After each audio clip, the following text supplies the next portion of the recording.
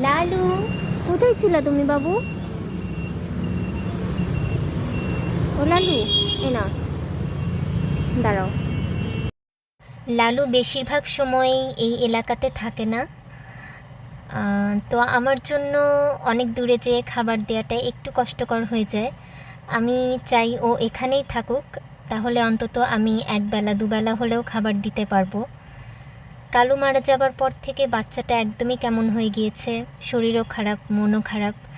আসলে প্রাণীরা মানুষ থেকে খুব বেশি বুঝতে পারে, ভালোবাসতে পারে। ওদের অনুভূতিটা যে এত তীব্র, আসলে কোনো প্রাণীকে কাছ থেকে না দেখলে বোঝা যায় না। এটা শুধু তারাই বুঝতে পারবে। লালু খাও। ও লালু, তুমি এখানেই থাকবা, আর যাবা না। ভূমি, লালু আসছে জানো, দেখা করবা লালুর সাথে। আমি চাচ্ছিলাম লালু আর ভূমির দেখা হোক, কিন্তু লালুকেও এই রাস্তাতে আনা গেল না, আর ভূমিকেও নেওয়া গেল না এখান থেকে। আসলে কালু মারা যাবার পর থেকে ভূমি আর লালুর বন্ডিংটাও আগের মতো নেই। ওদের লাইফটা আসলেই খুবই কষ্টের।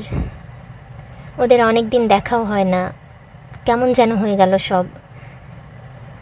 আজকে ভীষণ পরিমাণে গরম পড়েছে। আমি এই কাজটা রোজই করি, কিন্তু আসলে কখনো ভিডিও করা হয় না ওইভাবে। যেই পরিমাণে গরম, আর ভূমি পানিও খেতে চায় না, আর গোসল ওইভাবে দিতে পারি না, এই জন্য যতটুকু পারি গা মুছে দেই একটু পানি দিয়ে। আর লালু যদি এখানে থাকে, আমি লালুকে অন্তত কিছুটা খেতে দিতে পারবো, আর এতে আমি একটু শান্তি পাবো। কিন্তু জানি না লালু কেন বারবার ওইখানে চলে যায়। ওইখানে ওর কিছু বাচ্চাও ছিল, কিন্তু বাচ্চাগুলো সব মারা গিয়েছে শীতের মধ্যেই। আসলে প্রাণীদের কষ্টগুলো বোঝার মতো মানুষ এই সমাজে খুবই কম আছে। আমার নিজের দেখা খুবই কম মানুষ আছে যারা ওদেরকে এইভাবে ভালোবাসে। আরও এরকম অনেক মানুষ দরকার যারা ওদেরকে নিজের মতো করে ভালোবাসতে পারবে। আমার কাছে সবসময় মনে হয় ওদের কাছে যেই পিওর লাভ, যেটাকে সত্যিকারের ভালোবাসা বলে, সেটা পাওয়া যায়। মানুষের কাছে আসলে সেটা পাওয়া যায় না। আর ইদানিং মানুষগুলা আরোই কেমন যেন হয়ে গিয়েছে। ওদের কাছে আসলে সত্যিকারের শান্তি পাওয়া যায়।